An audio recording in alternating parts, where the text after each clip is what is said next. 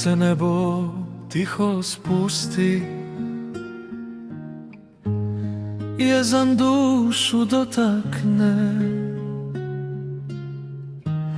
Ramazan na vrata pokuca, da srce opet oživi i zaplakne. U tišini sehurske dove, suze same pute znaju.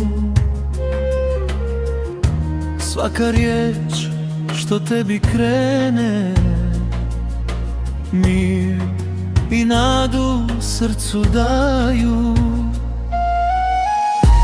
Svaka noć je svjetlo novo, svaka sećda lijek za sve. Dok ti me šapućem, Gospodaru, osjećam ti blizu si uz mene. Post me uči da budem slab, da u slabosti snagu nađem,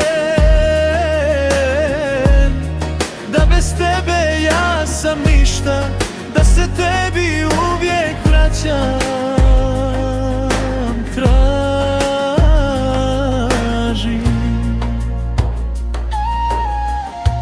O Ramazane, mjesecu milosti,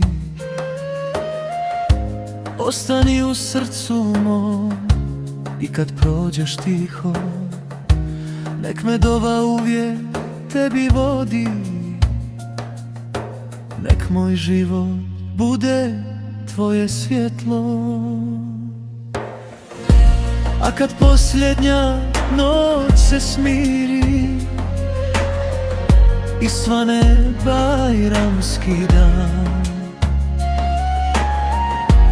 nek mi srce šapuće zauvijek, Allah je dovoljan, on je moj spas i san. Bog me uči da budem slab, da u slabosti snagu nađem, da bez tebe ja sam ništa, da se tebi uvijek vraćam.